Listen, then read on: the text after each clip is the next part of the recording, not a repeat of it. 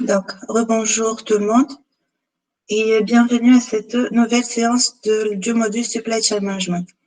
Comme toute séance en ligne, j'espère que vous répondez aux questions, vous intervenez avec des exemples ou avec des commentaires si vous voulez. D'accord? Donc, cette séance de Supply Chain Management sera consacrée pour la fonction gestion de stock de la chaîne logistique. Donc, tout ce que nous allons voir pour cette séance, ce sera en relation avec la fonction gestion des stocks logistiques. Le plan de la séance sera comme suit. Nous allons commencer par présenter ce qu'est un stock, de quoi est-ce qu'il est composé, comment on peut segmenter un stock ou le catégoriser si vous voulez.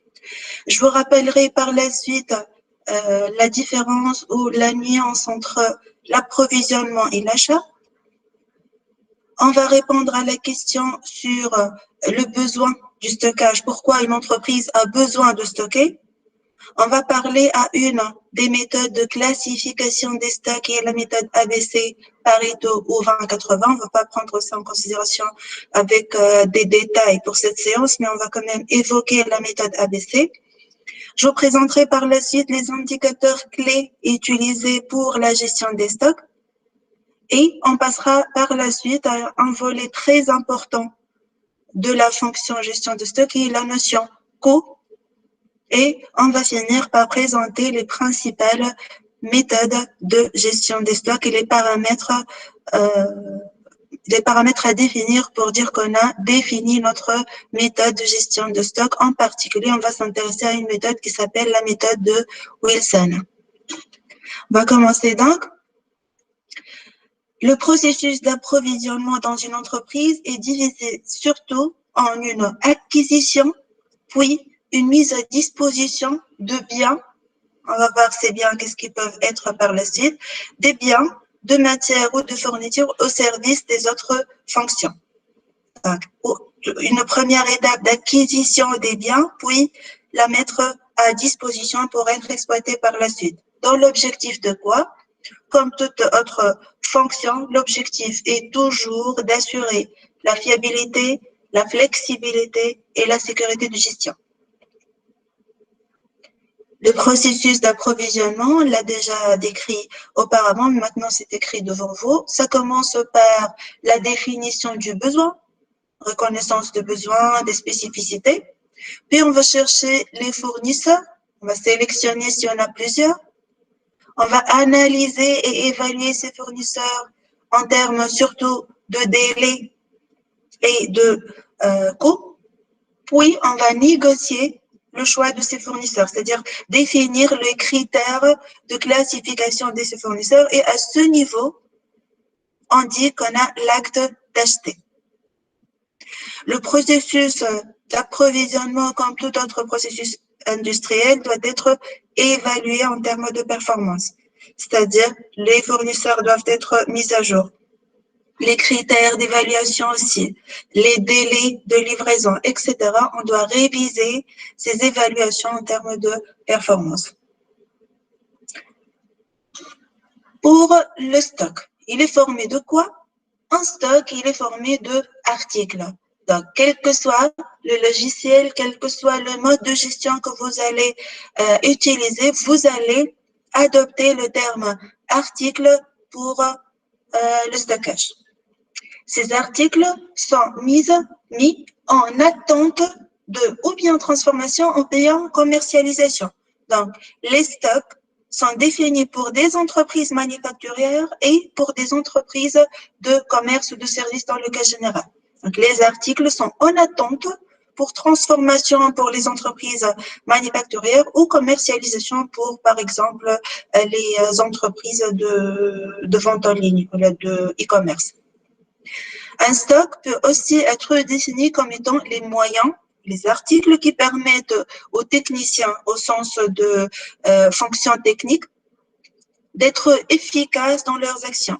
C'est-à-dire, j'ai un stock de matières premières pour la production. Si ce stock est disponible à temps, la production va être fiable dans ses actions, efficace dans ses actions. De même, si j'ai un stock de pièces de rechange, par exemple, ça va augmenter l'efficacité des agents de maintenance.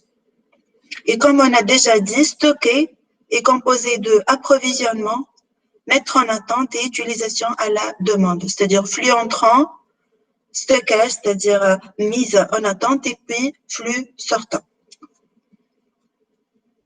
De quoi est-ce qu'un stock peut être composé? J'ai évoqué les pièces de rechange et les matières premières. Qu'est-ce qu'on peut trouver d'autre dans un stock? À part les matières premières et les pièces de rechange.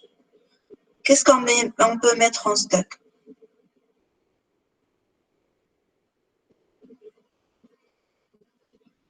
Vous êtes là? Produit final, madame. Produit fini, oui, oui. Matière première, produit fini, quoi d'autre?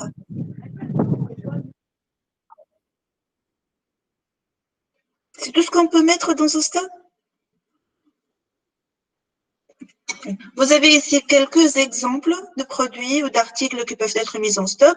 Donc, au moins, lorsqu'on parle de matières premières et produits finis, on peut parler de produits semi-finis ou composants. Donc, vous pouvez penser directement à un produit semi-fini ou à des composants. Ça s'appelle des matières en cours de transformation.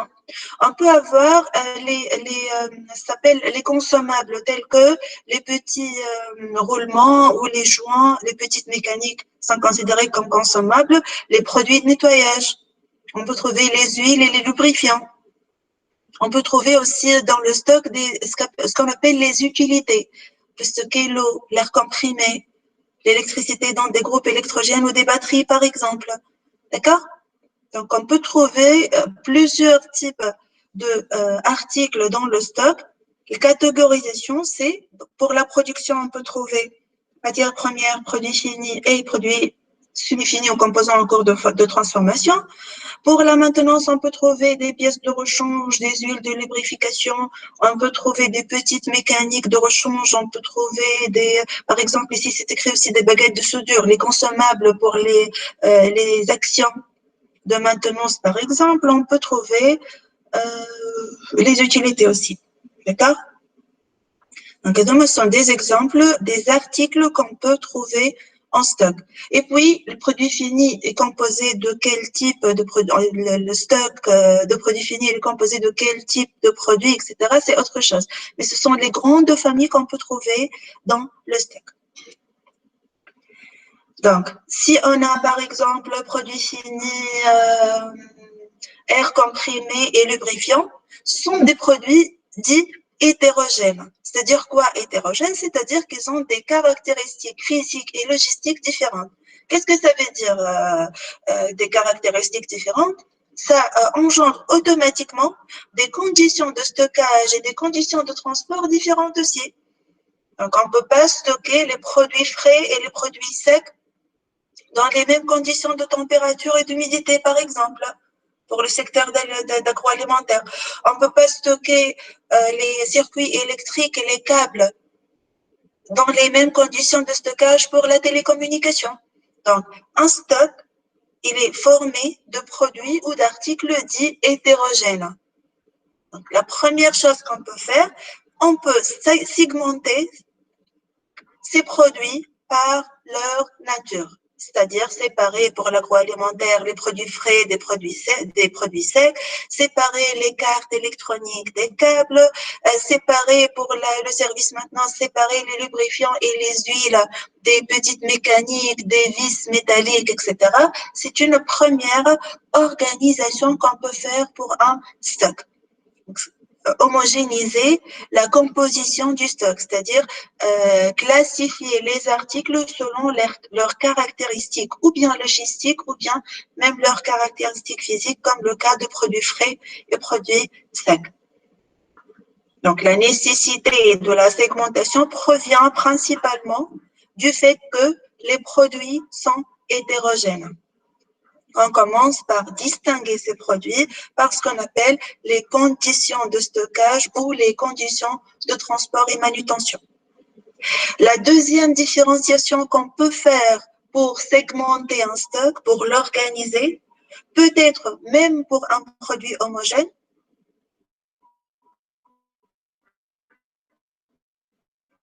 Et ça consiste en une segmentation selon le besoin des clients, par exemple. C'est-à-dire quoi? Par exemple, j'ai deux produits frais qui ont les mêmes conditions de production, les mêmes conditions de stockage, mais j'ai des différents clients pour ce produit-là, pour ces deux produits-là. Donc, ils sont différents. On a différents. Deux produits frais, donc homogènes, ou deux clients différents. Donc, je vais approvisionner avec le même produit, je vais approvisionner des détaillants et des grossistes. Donc, on n'aura pas le même flux de livraison. Dans ce cas, on peut segmenter même les produits homogènes en produits frais, en produits pour des clients détaillants et produits pour des grossistes. Donc, c'est selon la satisfaction du client. Ou bien même, on peut segmenter les produits, même si ce sont des produits homogènes, et même si on va les approvisionner au même client, on peut les segmenter selon les dates de livraison. C'est-à-dire que le client, il a deux produits frais, un produit est approvisionné chaque semaine et un produit est approvisionné chaque mois. Donc, on peut segmenter selon le scheduling, selon le planning, même si c'est pour le même produit, donc homogène, voilà, le même produit et le même lot homogène, et pour le même client. Mais ce sont les paramètres de gestion qui diffèrent. Mais ce qui est à retenir, c'est que il faut segmenter le stock. Si on a des produits hétérogènes, il faut regrouper le produit homogène qui nécessite les mêmes conditions de stockage, de transport et de manutention. Et même si on a des produits homogènes, on peut distinguer ce produit selon les paramètres d'utilisation, c'est-à-dire selon le client qu'on va approvisionner ou même selon les spécificités qu'un même client peut demander sur les délais ou les quantités approvisionnées. Et dans ce cas, on dit que le plus important n'est pas la nature de stock, mais plutôt l'analyse du flux de stock. C'est-à-dire que si on définit un stock, ce sera fait pour une seule fois. Je vais définir les articles, je vais définir les conditions de stockage, je vais avoir un magasinier, voilà, le système de surveillance pour une seule fois. Ce qui va être refait tout le temps, ce qui va être répété périodiquement, c'est la gestion des flux de stock. C'est-à-dire quoi, flux de stock? C'est-à-dire la régularisation des flux d'entrée et flux de sortie. Flux d'entrée, c'est l'approvisionnement et le flux de sortie, c'est la consommation. Donc, on doit réguler la consommation, plutôt on doit adapter l'approvisionnement à la consommation pour réguler les flux. Donc, la gestion de flux, après avoir défini les articles et les paramètres de stockage et de transport, revient à une gestion des flux de stock et non pas une gestion de la nature du stock, qui se fait en une seule fois sur la durée de vie de l'article. Ça peut être mis à jour, mais la périodicité de mise à jour est très éloignée.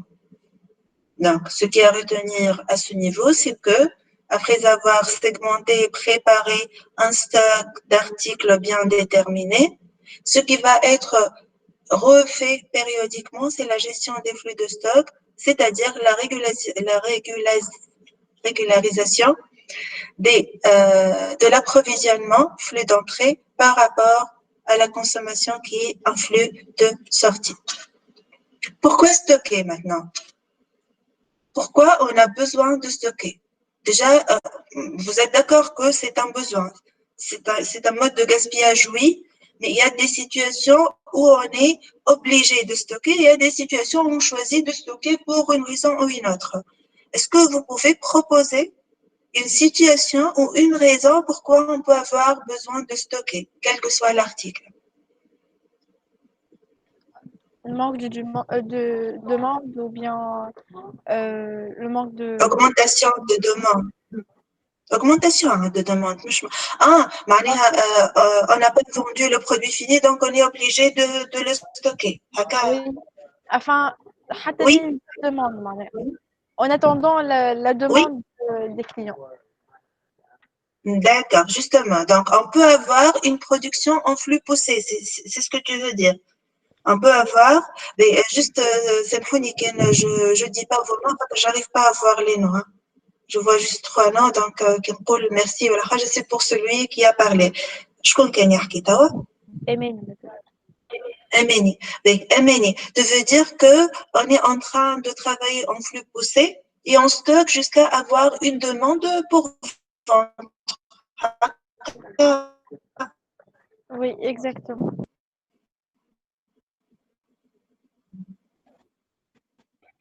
D'accord. On peut imaginer une autre situation où on a besoin de stocker. Dans ce cas, dans le cas que Ameni a décrit, on a choisi d'avoir un stock parce qu'on produit en flux poussé. Allez-y, s'il vous plaît. C'est tout simple.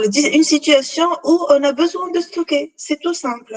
Je me rappelle qu'on a discuté ça en classe, Zeda.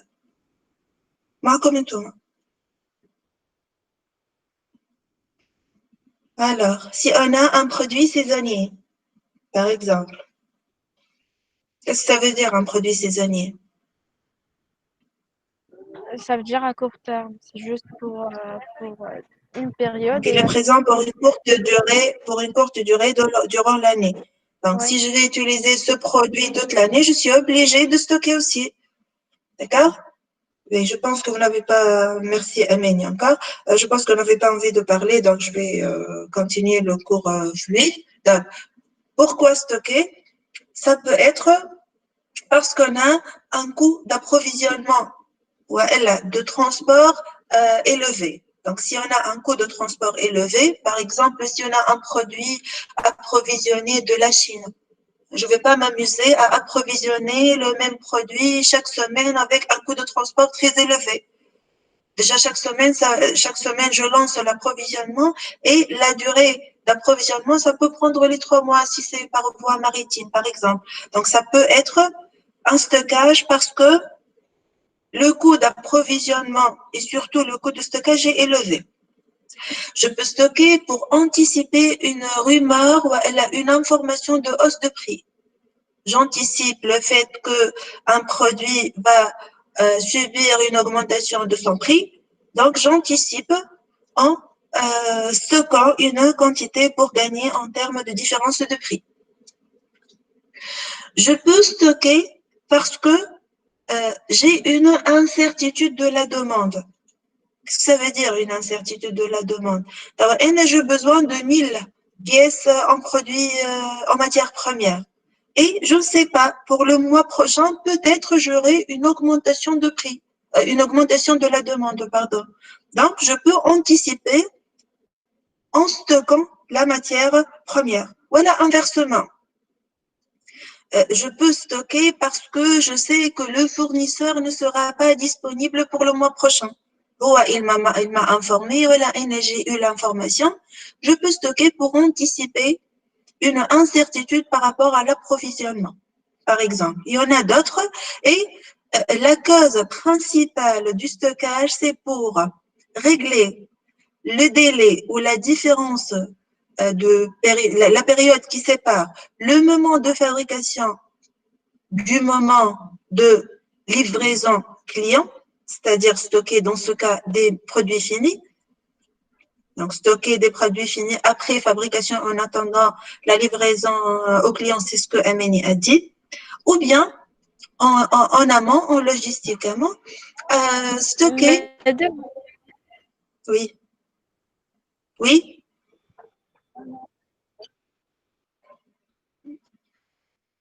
J'arrive pas à t'entendre. Je connais de quel. madame, juste, je m'excuse. إذا لي صوت تقطع شوي est-ce que je sais pas je vais poser la question à mes collègues est-ce que le problème à cause de ma connexion ou bien vous avez vécu la même Est-ce que le problème est pour tout le monde?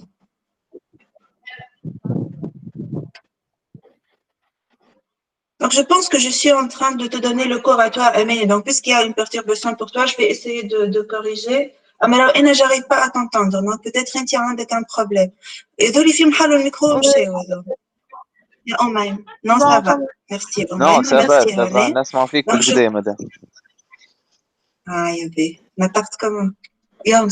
Désolé. Donc, Méni, si tu arrives à bien écouter, c'est tant mieux. Sinon, tu peux suivre ou essayer de m'écouter en bas de l'enregistrement. D'accord? Alors, je reprends des délais. Donc, Anne, ou bien on cherche à éviter un délai entre le moment de fabrication et le moment de livraison, on a discuté ça, ou bien entre le moment d'approvisionnement en matière première et le moment de la fabrication, et dans ce cas, pour, par exemple, anticiper la hausse de prix ou la rupture de stock. Enfin, une rumeur de rupture de stock, par exemple. D'accord? Donc, les raisons principales pour stocker, que ce soit matière première, surtout de la matière première, mais on peut aussi, par analogie, penser aux pièces de rechange pour le service maintenance. Les fonctions du stock, maintenant, ça peut être répondre à une demande anticipée. Et dans ce cas, on parle de stock d'anticipation. C'est-à-dire préparer une commande en attendant le client venir chercher sa commande. On parle dans ce cas d'un stock d'anticipation. On peut stocker pour niveler le taux de production. C'est-à-dire quoi, niveler le taux de production? Par exemple, pour la production du lait. Il y a des périodes de l'année où il y a une quantité généreuse de lait. Mais généralement, pendant l'été, pendant cette période-là, on a une grande quantité de lait. Pour les mois de décembre et janvier, généralement, la quantité diminue. C'est par la nature de production des vaches. Donc, pour niveler cette production, je peux préparer un stock appelé stock saisonnier pour les 2 mois, décembre-janvier, que je sais d'avance. Et j'aurai pendant ces mois-là une diminution de la production. Dans ce cas, on parle de stock saisonnier. On peut parler de stock tampon. Le stock tampon ou un stock de courte durée qui peut être, par exemple, entre 2 postes successifs d'un même processus de travail. Là, c'est entre le dernier processus de fabrication et l'emballage, ou bien entre l'emballage et le transport. C'est un stock pour une courte durée pour dissocier, on dit, les éléments d'un système de production. On peut considérer ce qu'on appelle un stock de sécurité que vous connaissez tous. C'est-à-dire quoi, stock de sécurité? C'est-à-dire avoir une quantité en stock qui est considérée comme une commande fixe. C'est-à-dire, si j'ai besoin de 30 tonnes et j'ai un stock de sécurité d'1 tonne, je vais supposer que j'ai toujours besoin de 31 tonnes. Donc, une quantité que je considère un besoin par défaut pour la mettre dans un stock de sécurité. Il y a des techniques de calcul de stock de sécurité. Peut-être on va voir quelques techniques dans le module prévision et planification.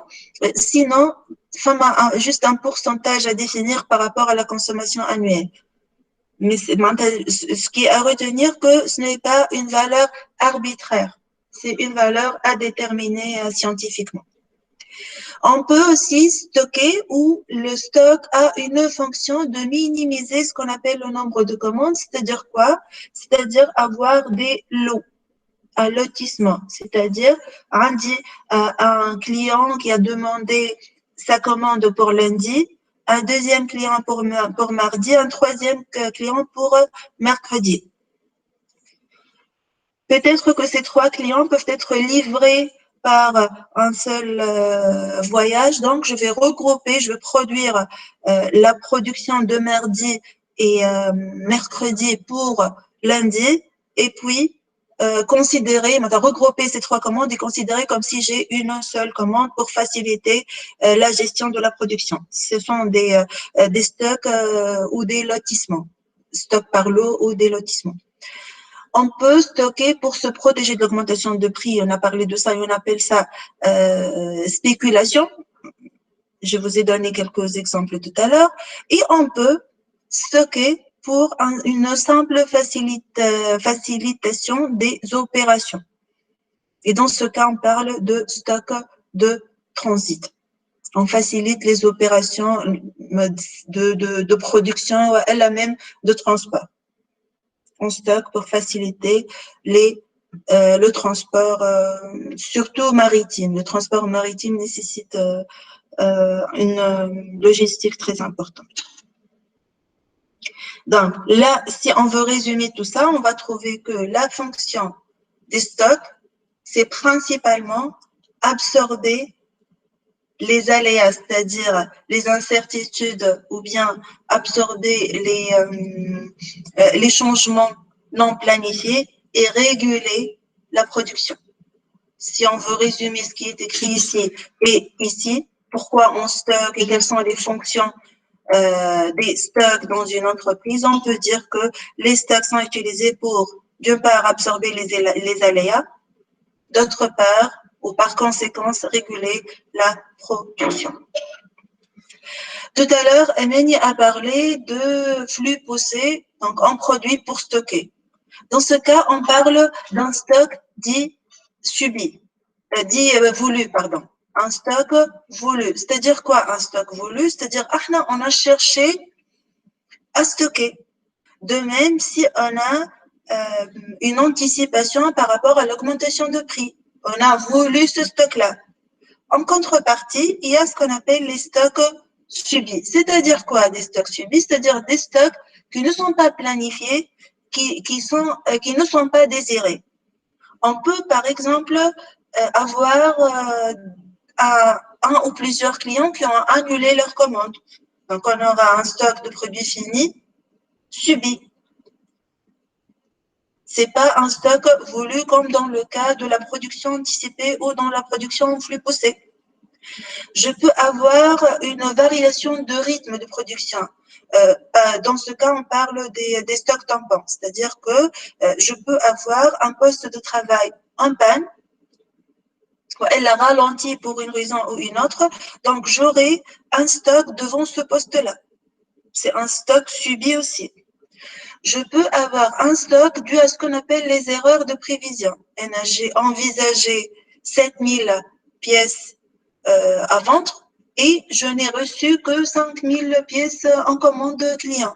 Donc, j'aurai 2000 pièces à stocker comme stock subi et non pas voulu. Je n'ai pas cherché à avoir ce stock-là. Donc, ce qui est à retenir de là, c'est qu'il y a des stocks voulus, planifiés que l'entreprise cherche à avoir pour une raison ou une autre, et il y a des stocks subis dus ou bien à des erreurs, ou bien une variation du niveau de production ou du rythme de la production.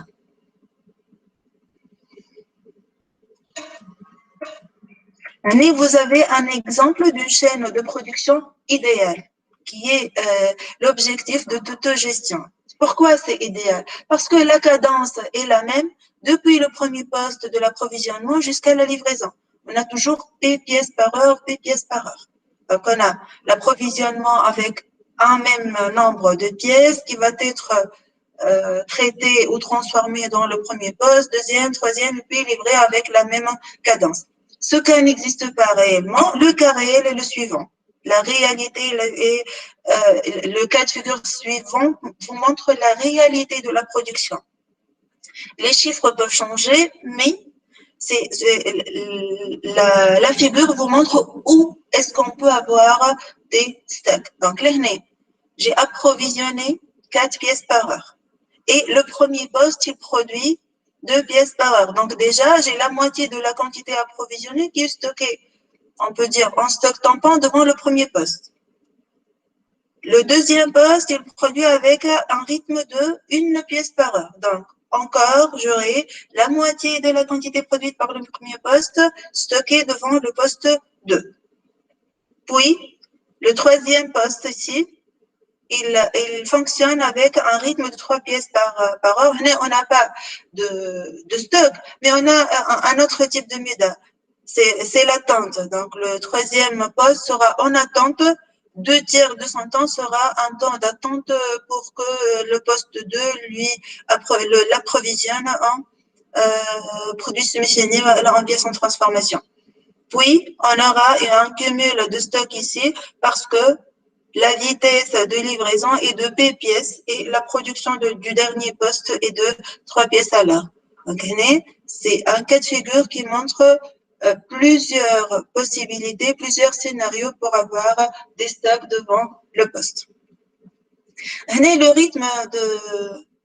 rythme de toute la chaîne de production à la cadence est égal à combien, à votre avis? Qui peut répondre? Pour que une pièce soit finie, on a besoin de combien de temps? À chaque heure, on aura combien de produits finis ici? Comment vous pouvez déterminer ça? Est-ce que c'est 4, 2, 3, 1, le rythme? Est-ce qu'il peut être 4 pièces par heure? Non, madame. Donc, c'est combien? C'est P pièces par heure. C'est le rythme le moins rapide. C'est ce rythme-là qui va conditionner. Donc, le rythme sera P pièces à l'heure. Qu'est-ce qu'on appelle ce poste-là, le deuxième poste? Comment on l'a appelé la dernière séance? C'est un poste qui est appelé un poste goulot. C'est un goulot d'étranglement. On passe. Ici, vous avez les différents emplacements du stock. Où est-ce qu'on peut trouver un stock dans une chaîne de production entre un fournisseur et un client? Donc, vous avez les symboles. Toujours dans une chaîne de production ou n'importe quelle modélisation, le stock, il est schématisé par un triangle. D'accord? Donc, on peut trouver les stocks au niveau de la conception, au niveau de la fabrication, au niveau de l'assemblage, au niveau de la fabrication, de la livraison ou de l'approvisionnement. On peut trouver le stock pour chaque élément de la chaîne de production. Mais retenez que le stock, il est toujours représenté par un triangle. Vous allez rencontrer ça en plusieurs reprises dans vos cours. Une des méthodes de classification des stocks, la classification quantitative des stocks, c'est la méthode qu'on peut appeler, on fait une nuance entre Pareto et ABC, mais on peut adopter les deux nominations, Pareto, ABC ou 20-80. L'explication de cette méthode sera un exercice que je vous donne pour la semaine prochaine. Donc, j'exige un groupe pour présenter, s'il vous plaît. Ça sera en présentiel et pour vendredi. Donc, vous avez largement de temps et ça sera en présentiel. Donc, disons, d'ici demain, j'aimerais recevoir un mail de votre part pour un groupe volontaire qui peut présenter un exposé sur la méthode de Pareto, la méthodologie, l'application, et puis on va finir par un exemple ou un exercice pour vos camarades. Je vous laisse réfléchir, je vais revenir à ça à la fin de la séance. D'accord? On passe. La partie suivante de cette présentation sera consacrée pour présenter quelques indicateurs pour l'évaluation de la fonction stockage dans une entreprise. Il y a des indicateurs clés qui sont utilisés par toutes les entreprises manufacturières et il y a des indicateurs qui sont spécifiques à chaque entreprise. Donc, chaque entreprise, elle prend certains indicateurs certains KPI, je vais dire, qui sont communs. Quelle que soit l'entreprise, elle peut considérer ces indicateurs comme des indicateurs d'évaluation des performances de la fonction stockage et elle ajoute des indicateurs spécifiques qui dépendent de l'activité, qui dépendent des objectifs de cette entreprise-là.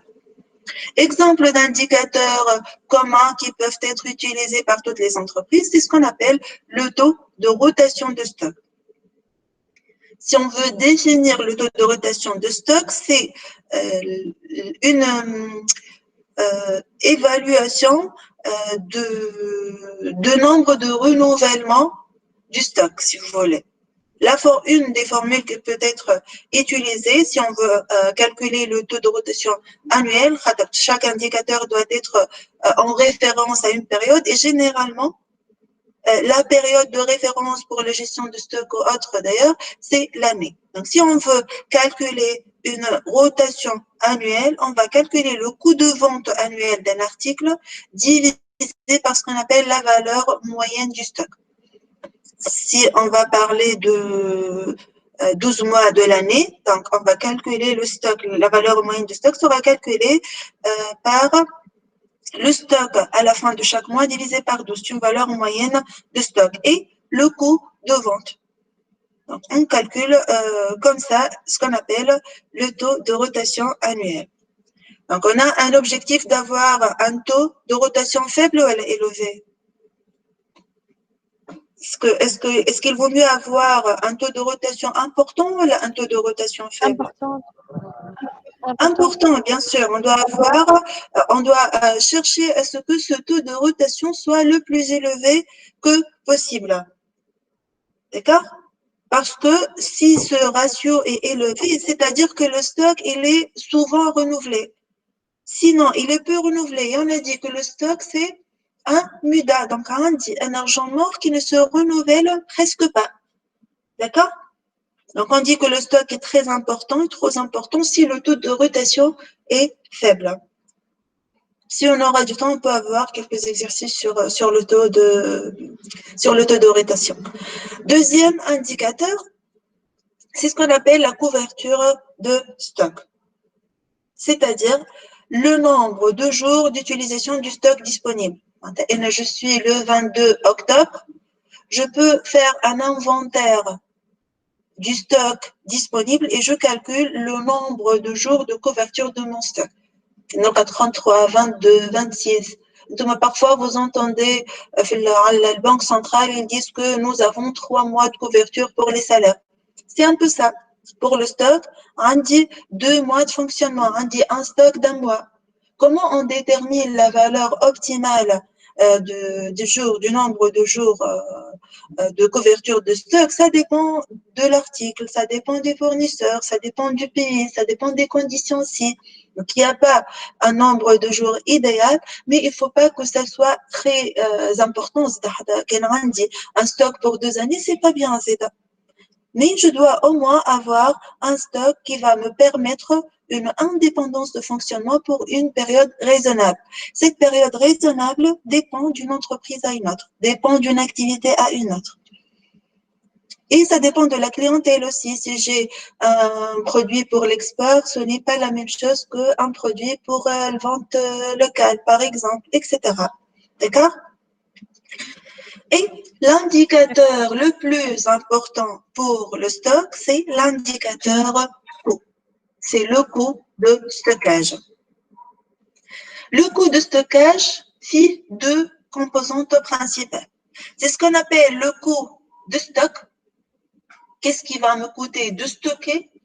Et ce qu'on appelle aussi le coût de pénurie ou le coût de rupture de stock, qui est en général un coût beaucoup plus important que le coût de stockage. Dans le cas général, avec Alish, j'ai réservé le coût relatif au stock, vous allez voir que ce sont des coûts évidents, en quelque sorte. Pas évidents toujours, mais ce sont des coûts bien définis. Pour les coûts de pénurie, on peut trouver des coûts de pénurie internes et des coûts de pénurie externes. Donc, je vais vous expliquer chaque composante. Les coûts de pénurie interne, les coûts de pénurie externe et les coûts directs de stockage ou les coûts relatifs au stockage. On va commencer par les coûts de pénurie interne. Qu'est-ce que ça veut dire un coût de pénurie interne? C'est-à-dire qu'est-ce que je vais payer si j'aurai une rupture de stock en interne. Quelles sont les charges internes que je vais supporter si j'aurai une rupture de stock d'un article bien déterminé? Est-ce que vous pouvez imaginer quels sont les coûts internes engendrés par une situation de pénurie? Qu'est-ce qu'on peut payer? Tout simplement.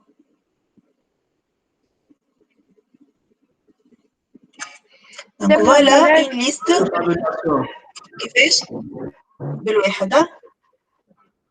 L'emballage. Qu'est-ce qu'on peut payer? L'emballage. Comment? La matière. Qu'est-ce que ça veut dire payer? كيفاش matière on est en rupture de stock.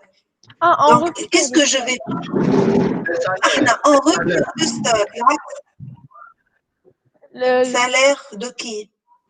des Des ouvriers employés. de place, Voilà. d'emplacement. Par exemple, Emma, je suis en rupture de stock en matière première. Qu'est-ce que je... Là, au pays, ça peut être une perte. C'est quelque chose que je ne vais pas gagner à cause de la rupture de stock. Donc, une situation concrète. Je suis en rupture de stock de matière première. Qu'est-ce que je vais perdre? Produit fini. Au moins, qui fait je vais perdre le produit fini? Au moins, des employés, les employés, j'ai un salaire à payer ou pas? Donc, ce salaire à payer, est-ce que je vais arrêter leur salaire parce que je suis en rupture de stock matière première? Non, ils vont être payés quand même. Donc, au moins, je vais perdre les salaires des employés qui ne vont pas travailler. Donc, ils seront payés sans valeur ajoutée. Je vais aussi perdre les équipements qui seront en arrêt. C'est une perte aussi.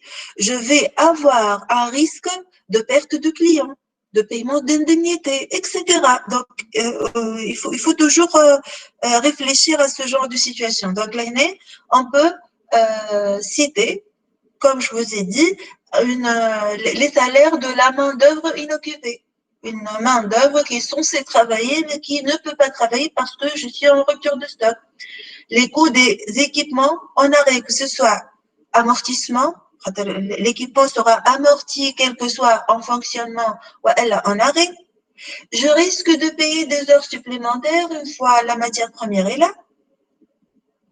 Je peux avoir une démotivation des employés, comme ils n'ont pas les moyens pour acheter une matière première, ou ils n'ont pas les compétences pour nous fournir une matière première. Donc, ça peut engendrer une démotivation du personnel. Je peux avoir des problèmes. Peut-être vous n'allez pas bien comprendre l'ordonnancement et les mises en route. L'ordonnancement, c'est le fait d'affecter une tâche à un équipement. C'est simplifié, mais on peut considérer ça. Donc, affecter une tâche à un équipement. Généralement, le début du travail nécessite ce qu'on appelle un temps de mise en route. C'est-à-dire la première période de démarrage pendant laquelle je vais avoir des pièces qui ne seront pas utilisées ou qui ne seront pas fiables pour le vente, voilà, qui auront des défauts, voilà, un équipement qui nécessite un temps de rodage assez important. Donc, lorsque je suis en rupture de stock, je risque d'avoir de nombreuses période de mise en route, voilà, de nombreuses fois l'ordonnancement de la mise en route qui est une tâche assez critique et assez coûteuse. Je vais aussi augmenter le temps mis pour la mise à jour du système d'information si on a un système d'information. Si on n'a pas un système d'information, ce sera pire. Donc, on aura des documents qui seront en désordre, qui doivent être mis à jour. Si je suis en rupture de stock, comme le schéma que je viens de vous la montrer, je risque de créer un goulot d'étranglement. Réellement, ma production n'a pas de goulot d'étranglement. Si je serais en rupture de stock pour un article bien déterminé, je risque de créer ce goulot. Et bien sûr, ce qui est évident, c'est la perte de ce qu'on appelle la capacité de production, c'est-à-dire diminution du rythme de la production et produire des quantités ou la décadence inférieure à mes capacités en tant qu'entreprise industrielle. Donc, ce sont des exemples des coûts internes qu'on peut supporter en cas de pénurie. فهمتوا معناها coût interne. Essayez maintenant de me donner des exemples des coûts externes. Mais interne, c'est-à-dire lié à ma gestion, et en tant qu'entreprise. Externe, c'est lié aux autres parties. Je connais les autres parties. On a les fournisseurs et les clients. Ouais. quels sont les coûts qui peuvent être causés par une situation de rupture de stock et qui sont supportés ou qui sont des coûts considérés comme des coûts externes. Exemple, exemple évident. Rupture de stock, pas de production, donc production. La perte des au moins les retards et la perte de confiance. Au moins, vous dites ça. J'ai pas de production, j'ai des engagements, donc il y a des indemnités à payer. Il y a des indemnités à payer argent, c'est grave. Et le plus grave, la perte de la crédibilité et de la réputation. Pas la réputation par hasard. Donc, une perte de réputation. Perte de commandes potentielles. Lorsque les clients, ils ont l'information et je suis souvent en retard de livraison, ils vont plus demander de commandes. Ils vont chercher ailleurs. Un risque de besoin en sous-traitance pour justement ne pas perdre le client. Risque d'heures supplémentaires non rémunérées par le client. Donc, je vais planifier des heures supplémentaires à non-valeur ajoutée. Et des livraisons qui peuvent être coûteuses pour réduire les retards. Par exemple, d'habitude, je fais ma livraison par voie terrestre. Même si normal par des camions, par des voitures. Et à cause de cette rupture de stock, j'ai eu un retard de livraison. Pour ne pas payer des indemnités aux clients, je peux adopter un transport aérien. Le transport aérien est beaucoup plus cher que le transport par des moyens classiques, si vous voulez. Donc, je peux subir des coûts de livraison dus à ces retards de livraison causés encore par la rupture de stock. Et ce ne sont que des exemples. Donc, ce que je vous ai présenté ici en coûts internes et coûts externes de pénurie ou de rupture de stock, ce sont des exemples. Vous pouvez trouver une autre dizaine de coûts qui peuvent être engendrés par une rupture de stock. Pour les coûts directs maintenant, pour le coût de stockage, comment on peut calculer? Dima, lorsqu'on parle de stockage, Dima, on commence par repérer l'article. Un article A de matière première. Un article bien défini. Qu'est-ce que je vais payer pour cet article-là, Franck? Tu as une réponse? Au moins, qu'est-ce que je vais payer? C'est le coût évident. Je vais l'acheter ou pas? Oui. Je vais l'acheter ou ils vont me l'offrir? Je vais l'acheter. Donc, au moins, je vais payer quoi? Je vais payer le coût d'acquisition de ce bien, au moins. Au moins, pour l'acquérir, je dois payer son prix et au moins le prix de transport. D'accord? Donc, on dit déjà un coût d'acquisition. D'accord? Une fois j'ai acquis ce bien, je vais le stocker. Il y a ce qu'on appelle le coût de possession. Qu'est-ce que ça va me coûter de posséder ce stock-là? D'accord? Qu'est-ce que je vais dépenser pour stocker ce stock-là? Cet article-là. Je vais payer au moins l'entrepôt de stockage, le magasinier qui va surveiller ce stock, la climatisation. Ah, voilà, au moins ces trois-là. Donc, c'est le coût de possession de ce stock-là. Donc, deux coûts, acquisition et possession. Donc, le coût d'acquisition et le coût de possession. Il y a un deuxième coût qui s'appelle le coût de passation. À votre avis, c'est quoi ce coût-là? Donc, on a calculé le coût d'acquisition, le coût de possession. C'est quoi le coût de passation? C'est dans le nom. Entre fournisseurs, la passation du stock de l'entreprise au fournisseur ou bien au client? C'est plutôt la passation de la demande d'approvisionnement depuis l'entreprise vers le fournisseur. Ça peut être les coûts du coursier qui va amener la demande. Ça peut être les coûts de téléphone. Ça peut être les paperasses.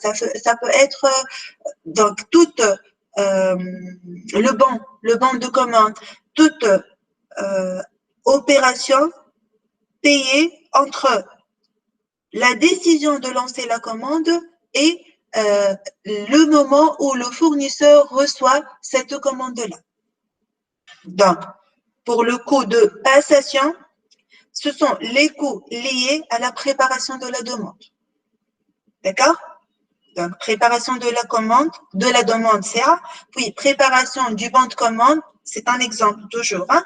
Traitement de l'information sur ordinateur, s'il y a un traitement sur ordinateur. Si on a un frais de poste pour l'envoi, bon, il n'y a plus de frais de poste. Si on a relancé la demande plus qu'une fois, c'est comptabilisé comme coût de passation aussi. Des autorisations de paiement, si on a des paiements à l'étranger. Et puis, pour les trois dernières composantes, la réception marchandise, la manutention et l'inspection, c'est-à-dire l'inspection de la réception, le contrôle de la réception, les trois dernières rouges, peuvent être comptabilisées ou bien dans le coût de possession ou bien dans le coût d'acquisition. D'accord? Ça dépend de l'entreprise. Comme ça peut être considéré comme des coûts d'acquisition, comme ça peut être considéré comme des coûts de passation. D'accord? Pour les coûts de possession, comme je vous ai dit, c'est qu'est-ce que je vais payer lorsque je vais posséder le coût de séjour de ce stock dans mon entreprise. Tout à l'heure, j'ai oublié deux coûts très, très, très importants. Et les le coût d'assurance. Donc, l'entreprise, elle paye l'assurance pour ses stocks. Et ce qu'on appelle, qui est une composante très, très importante, c'est le coût de dépréciation, de dévalorisation des stocks.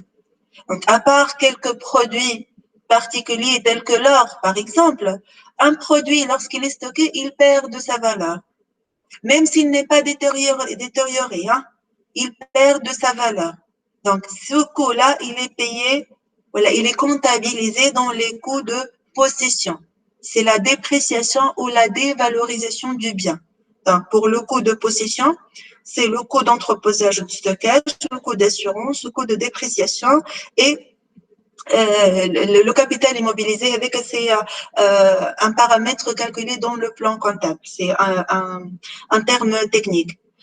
Donc, le calcul du coût de possession peut se faire de deux manières. Ou bien, on somme ces quatre composants coûts pour calculer le coût de possession. Le plus utilisé dans la majorité des entreprises, c'est de comptabiliser le coût de possession comme un pourcentage de la valeur de stock. Donc, c'est un pourcentage ou un taux multiplié par la valeur moyenne de stock. Dans le cas général, ce taux de possession, noté généralement I, on va voir ça, est entre 15 et 25%. En Tunisie, généralement, on considère 15%, sauf indication. Donc, on a dit c'est-à-dire quoi? Je m'excuse, Ornel. C'est-à-dire quoi? C'est-à-dire, j'ai un stock qui a une valeur de 100 000 dinars avec un taux de possession de 15%, c'est-à-dire, je vais dépenser en plus de coûts d'acquisition, coûts de possession et coûts de transport, je vais dépenser 0,15 fois 100 000 dinars comme coût de possession. D'accord? Donc, voilà les trois coûts directs, mouche pénurie, les coûts directs de stockage, coût d'acquisition, coût de possession et coût de possession. Il faut faire la différence entre ces trois coûts. Et bien sûr, on a les coûts internes et externes de pénurie. Oui. J'ai perdu la connexion. Est-ce que c'est possible de répéter le coût de possession? Le taux de le taux de possession. Le taux de possession, c'est donc on a deux façons pour calculer le coût de possession, les coûts de possession d'un stock. Ou bien on somme les différentes parties du coût de possession. C'est une façon simple, juste il faut disposer de toutes les informations relatives à ces coûts-là, la dépréciation, l'assurance et l'entreposage. Ou bien, on considère que le coût de possession, c'est égal à un taux, généralement noté I, multiplié par la valeur moyenne de stock. L'exemple que j'ai donné à tes camarades, c'était, j'ai un stock de 100 000 dinars. Pour calculer le coût de possession en se basant sur le taux de possession, je vais multiplier 100 000 dinars par 0,15 par exemple, si on a un taux de 15%. Et la valeur généralement adoptée pour le coût de position, mais ça dépend aussi de la nature de l'article stocké, c'est entre 15 et 25%. Généralement, en Tunisie, on considère 15%, sauf indication. C'est ce que j'ai dit à tes camarades. D'accord? Donc, ou bien on somme les différents coûts, ou bien on multiplie la valeur moyenne de stock par un taux généralement donné, une donnée. D'accord? D'accord. Et le coût total de stockage, bien sûr, c'est la somme de ces trois coûts. Comme coût direct, si on veut calculer le coût de stockage total, ça sera le coût de pénurie, le coût interne de pénurie, coût externe de pénurie, coût d'acquisition, coût de possession et coût de possession. Donc, si on vous demande de calculer le coût total de stock. Maintenant, réellement, le calcul de coût dépend de l'exercice dans l'entreprise. Si vous aurez à calculer les coûts de stockage d'une entreprise particulière, vous aurez une description des articles stockés, de la méthodologie adoptée pour le stock et vous allez cortiquer, si vous voulez, la méthodologie de stockage et déduire le coût de ce stock-là. Ce qui ne va jamais être modifié, ce sont ces types de stocks-là. Deux types de stocks pour la rupture, deux types de coûts pour la rupture, des coûts internes et des coûts externes de pénurie ou de rupture de stock. Et j'ai trois coûts directs de stockage qui sont les coûts d'acquisition, les coûts de possession et les coûts de possession. Mais ça dépend de la description pour les trois en rouge ici qui peuvent être considérés comme coûts de possession ou acquisition.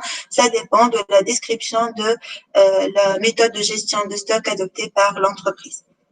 Donc, à chaque fois où vous voulez calculer un coût de stock, il faut chercher ces 5 composantes. S'il y a une composante manquante, c'est qu'il n'y a pas de coût, le coût sera considéré comme nul. Ce type de coût sera considéré comme nul. Par exemple, quand on n'a pas de frais de poste, on aura un 0 pour frais de poste, c'est pas grave.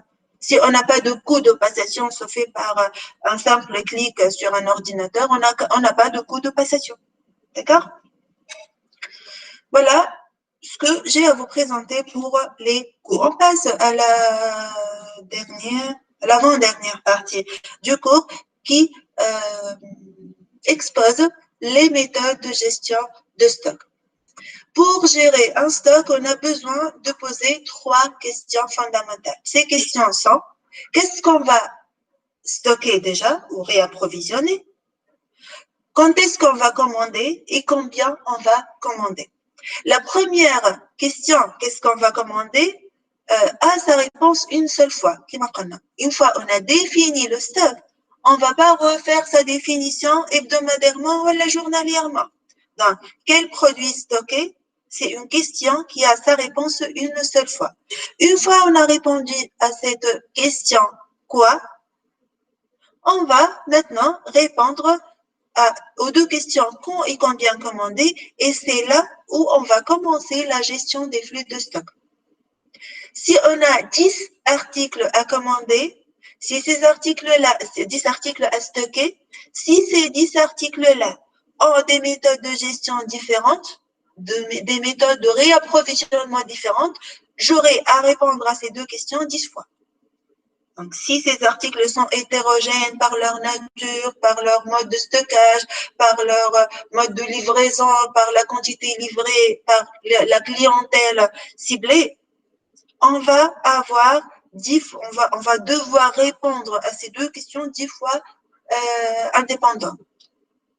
D'accord? Donc, pour chaque article, pour chaque réponse de quoi, on doit décider le quand et le combien. Comment on va décider ça maintenant? Ce quand, c'est un planning dans le temps, bien sûr. On va fixer une date. Et le combien, on va fixer une quantité. On va choisir, disons, une quantité. Donc, on peut adopter ce tableau-là. Généralement, on se base sur un tableau de ce type-là. Donc, pour répondre à la question quand est-ce qu'on va commander, on peut avoir des dates fixes ou des dates ou des périodes variables. Pour le combien aussi, on peut fixer la quantité comme on peut faire varier ces 2 quantités-là. Et l'intersection de ces 4 variables me donne 4 méthodes de gestion de stock.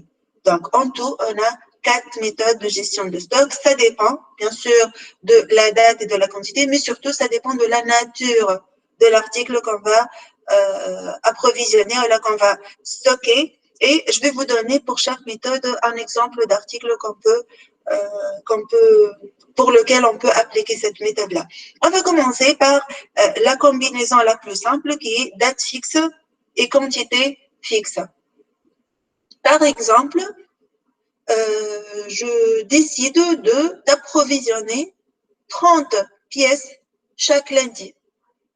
Approvisionner 30 pièces chaque lundi. Donc, on a la quantité, elle est fixe à 30 et la période hebdomadaire, chaque semaine, je vais approvisionner 30 articles. Et ce mode de gestion de stock, d'approvisionnement, s'appelle un planning de réapprovisionnement. C'est-à-dire tout est fixe, la date et la commande. Et ce mode de gestion, il est utilisé surtout pour les consommables, pour les pièces qui sont consommées à grande quantité. Et généralement, l'approvisionnement se fait annuellement. C'est-à-dire chaque année, j'approvisionne toute la quantité dont j'ai besoin. Ce sont généralement des produits qui ne sont pas trop chers. D'accord? Donc, quantité fixe, date fixe s'appelle planning de réapprovisionnement et l'exemple, c'est d'approvisionner 300 pièces chaque lundi, par exemple. Deuxième mode de gestion, quantité fixe et date variable. Ça s'appelle la méthode à point de commande. Que peut me donner un exemple comme celui que j'ai présenté pour le premier mode d'approvisionnement? Quantité fixe, date variable. Comment on peut schématiser ça par un exemple concret?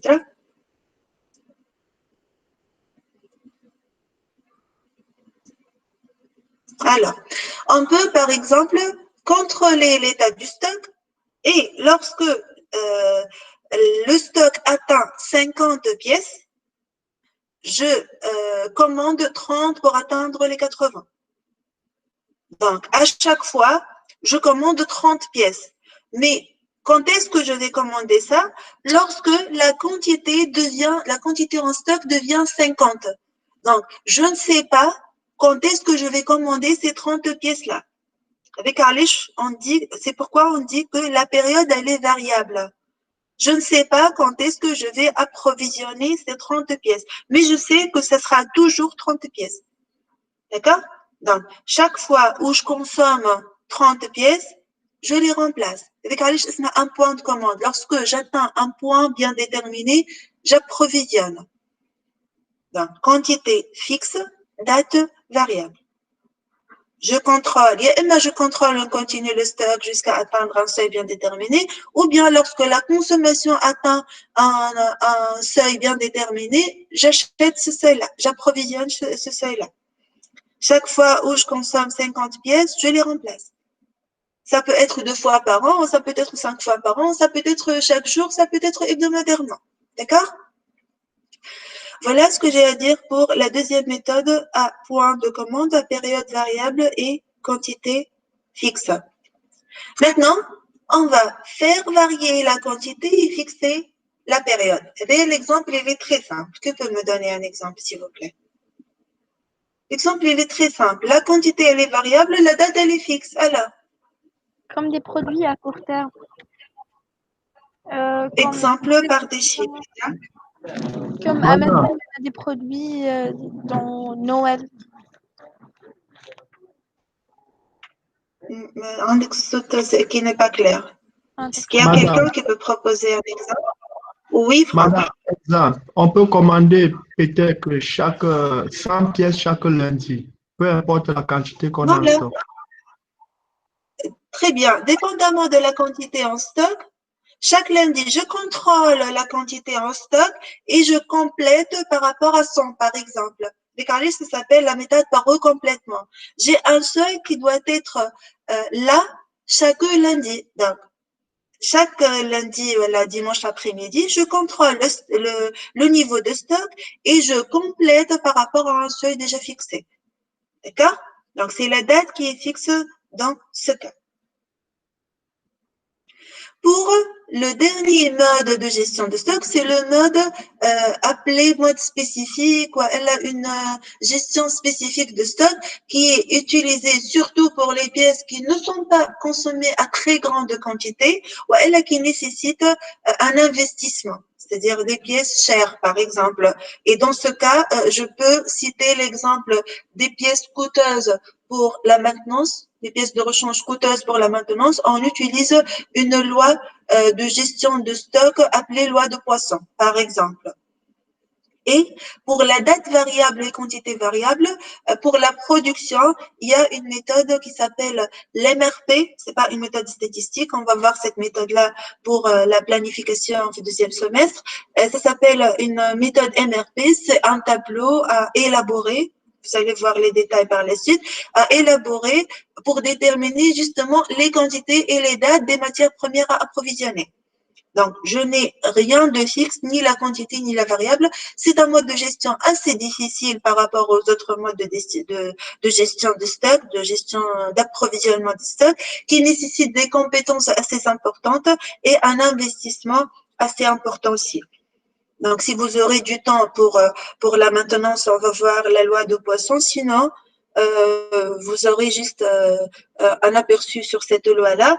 Et pour l'MRP, vous allez voir les détails de cette méthode pour le module prévision et planification, Inch'Allah. Donc, voilà les 4 modes de gestion de stock qu'on peut avoir, quel que soit l'article considéré.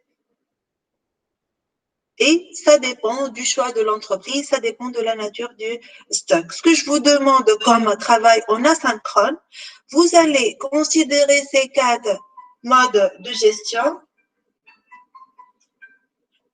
Vous allez considérer ces 4 modes de gestion et vous allez les présenter dans une courbe. Chaque mode représenté dans une courbe.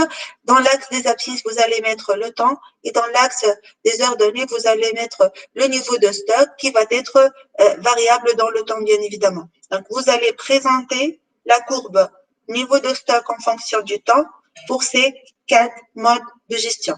Vous allez à chaque fois fixer ou bien la date shmani, c'est-à-dire quoi? C'est-à-dire la graduation de l'axe des abscisses, ou bien vous allez fixer un niveau si vous avez une quantité fixe, comme par exemple pour le planning de réapprovisionnement, et vous allez présenter l'évolution de stock, du niveau de stock dans le temps. C'est votre travail en asynchrone. D'accord? Et pour le cas particulier, merci. Pour le cas particulier de méthode de gestion de stock qu'on va traiter pour cette séance, c'est une méthode à date fixe, quantité fixe, qui s'appelle la méthode de Wilson. Je vais commencer par une mise en situation d'un cas réel où on peut utiliser la méthode de Wilson pour la gestion de stock. La situation est la suivante. On va supposer que nous avons besoin de 800 unités d'un article bien déterminé pour une période de 8 semaines. Donc, j'ai 8 semaines de fonctionnement et j'ai besoin de 800 unités. Comment je vais approvisionner ces 800 unités? On vous propose 3 scénarios différents. Ou bien commander toute la quantité une seule fois au début de la première semaine et continuer à consommer ces pièces-là jusqu'à la fin de la 8e semaine. On peut aussi commander 2 fois chaque 4 semaines, on va commander 400 pièces. Ou bien commander chaque début de semaine 100 unités. Comment on va choisir entre ces 3 scénarios? Ça va être dépendamment des coûts toujours. On va appliquer la méthode de Wilson. La démonstration, elle existe. J'aurais aimé que quelqu'un présente la démonstration de la formule de Wilson. Peut-être on va le faire dans les prochaines séances, mais pour le moment, on va juste considérer l'équation ou la formule proposée par Wilson pour le calcul de ce qu'on appelle la quantité économique. Donc, pour la mise en situation toujours, quels sont les 3 scénarios proposés? Le premier scénario, c'est de commander 800 pièces et de continuer à consommer ces 800 pièces tout au long des 8 semaines. C'est le premier scénario. Le deuxième scénario, c'est de commander troisième scénario, c'est de commander 100 pièces au début de chaque semaine. Et le deuxième scénario, c'est de commander 400 pièces au début de la première et cinquième semaine. C'est quoi la différence entre ces trois scénarios? C'est le coût. Mais comment? Si on veut calculer le coût de stockage de ce scénario, par exemple, ce sera combien? Comment on va calculer le coût de stockage de ce scénario-là? Qu'est-ce que ça va me coûter, le stockage, dans ce cas? Est-ce que déjà le coût... Oui. Les deux situations, c'est totalement différent. Il y en a du coup de stockage dans la deuxième situation et pas dans la première situation. Le fait Dans les trois scénarios, on a des coûts de stockage. Dans les trois scénarios, on a des coûts de stockage. Mais la consommation n'est pas immédiate. D'accord? Ah, d'accord. Oui. La consommation ne sera pas dans tous les cas immédiate. Donc, dans tous les cas, on a une quantité à stocker. La différence, c'est la quantité stockée et la période de séjour. D'accord? C'est la quantité qui va être stockée et la période à considérer pour le stockage. Mais petit à petit. Pour ce scénario, qu'est-ce que je vais payer? Déjà, le coût d'acquisition ne va pas changer. C'est fixe. C'est 800 fois le coût unitaire. D'accord? La formule de Wilson, puisqu'on ne nous a pas donné de données, on n'a pas donné la variation des coûts unitaires. Donc, si on achète 800, 400, voilà, 100 pièces, on va payer la même somme d'argent. Donc, ça sera 800 fois le coût unitaire. Donc, on peut écarter le coût d'acquisition puisque c'est le même coût, quel que soit le mode de gestion. D'accord? Qu'est-ce qui va faire la différence entre ces trois scénarios? C'est le coût de stockage. Le coût d'acquisition, c'est le coût de possession, si vous voulez. Et le coût de passation des commandes. Dans ce cas, combien de coûts de passation, Andy? Combien de commandes je vais passer?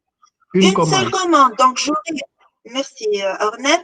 Donc, je vais passer une seule commande. Donc, j'aurai un seul coût de passation, pardon. Un seul coût de passation.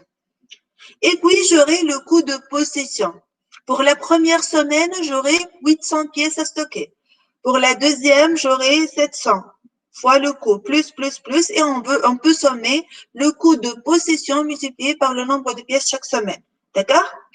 Donc, le coût de possession sera très important. Allez, au début de la première semaine, j'aurai 800 pièces à stocker. Donc, j'aurai un coût de possession élevé. Et qu'est-ce que je vais gagner par ce scénario-là? Je vais gagner le coût de passation. J'aurai une seule commande, très bien, j'aurai une seule commande à passer. Pour le scénario 3, le coût de possession sera réduit parce que à chaque semaine, je n'aurai pas plus que 100 pièces à stocker. Donc, j'aurai un coût de possession réduit par rapport aux 800 pièces qui ont été stockées. En contrepartie, j'aurai 10 fois coût de passation. Donc, j'aurai 10 fois la passation. Donc, je dois payer 10 fois la passation. Deuxième scénario, j'aurai 400 pièces à stocker au plus, donc ça sera moins cher que le premier scénario et plus cher que le troisième scénario.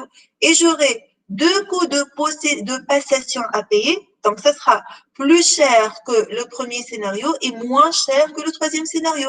Et on peut envisager encore plus de scénarios. Passer 3 commandes, passer 5 commandes, passer 6 commandes, passer 9 commandes. Et Wilson, qu'est-ce qu'il propose? Il nous propose une formule pour calculer le nombre optimal de commandes à passer et la quantité à passer à chaque fois par conséquence. Donc, calcul de la quantité économique à passer et le nombre de commandes en conséquence. D'accord? Donc, Randy Wilson va considérer tous les scénarios possibles, 1, 2, 3, 4, 5, 10, 20, 130, et il va trouver le nombre optimal de passation à considérer pour minimiser le coût de stockage, puisque le coût d'acquisition est fixe. C'est une condition pour la méthode de Wilson. Je nomme ces formules de Wilson. Ce sont deux petites formules très simples qui sont les suivantes.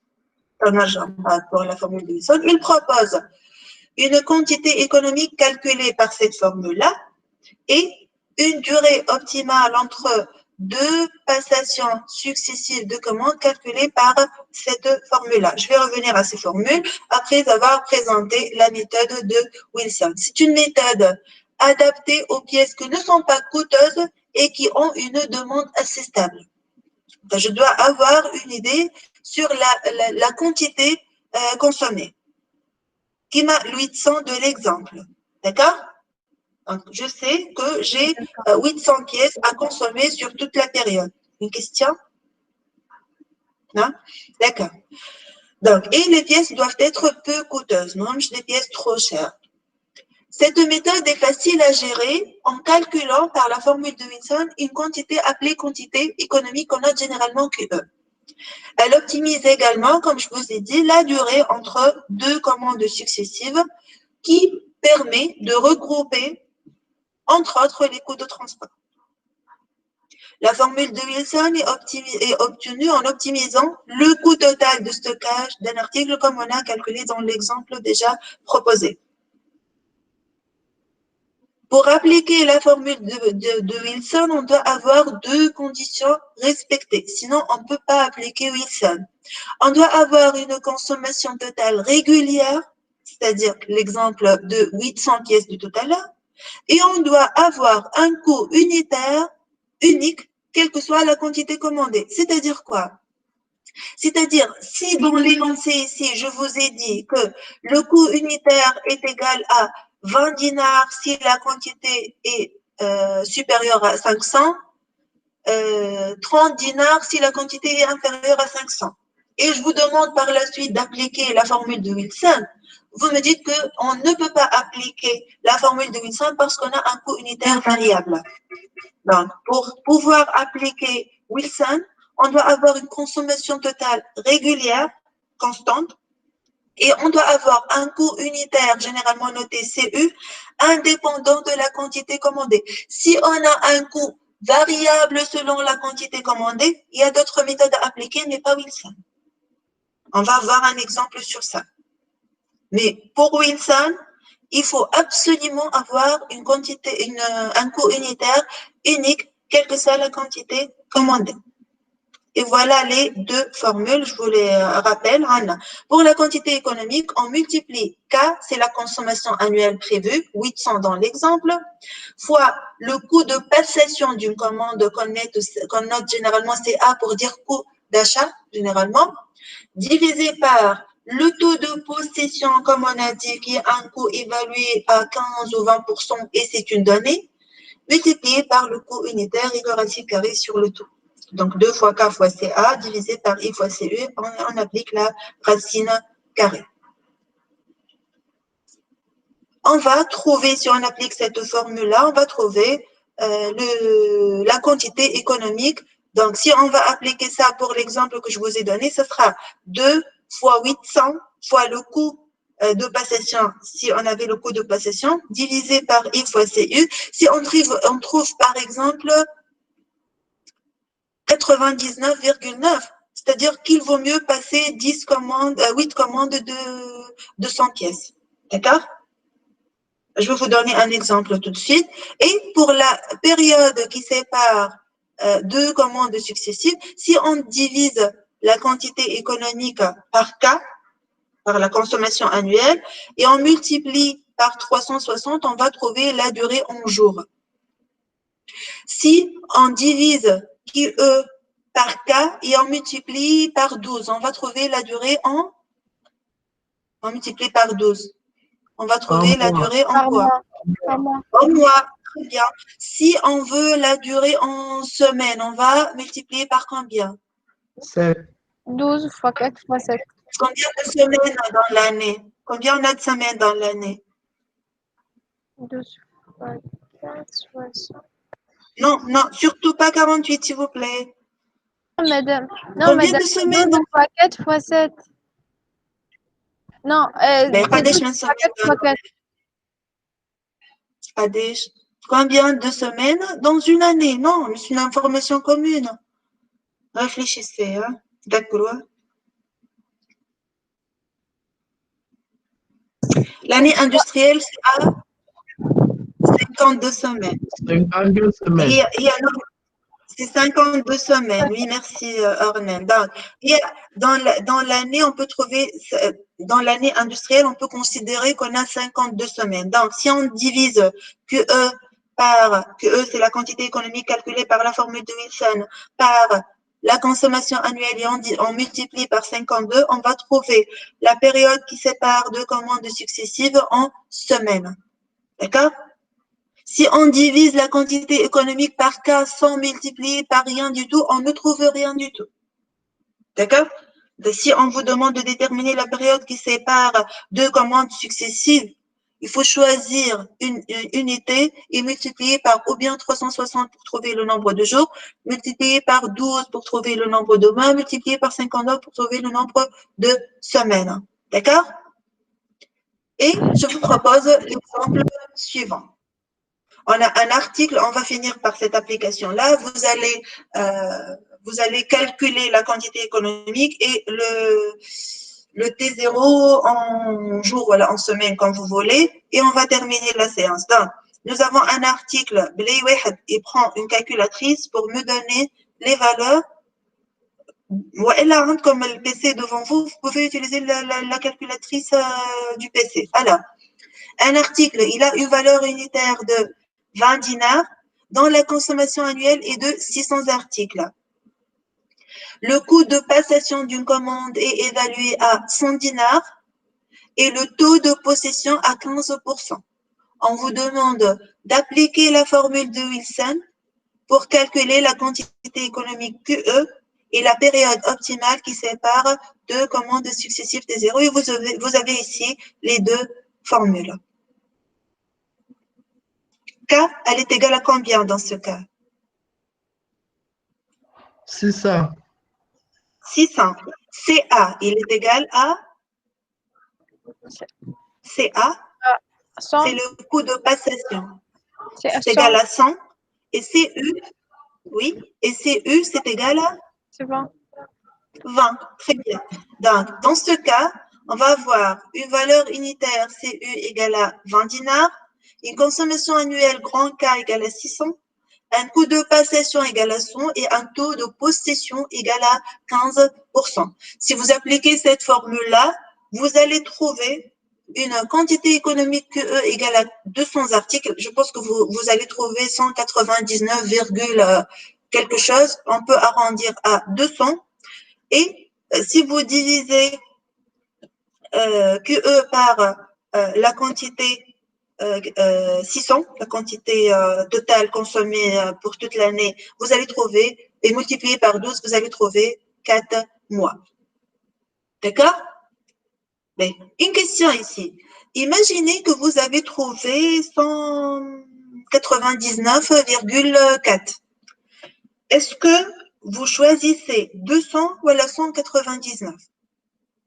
Est-ce que vous faites l'arrondissement borne sup ou la borne inf? Madame, si on trouve combien? Comment on dit 1,4. 199,4. Madame, on prend 199. 699.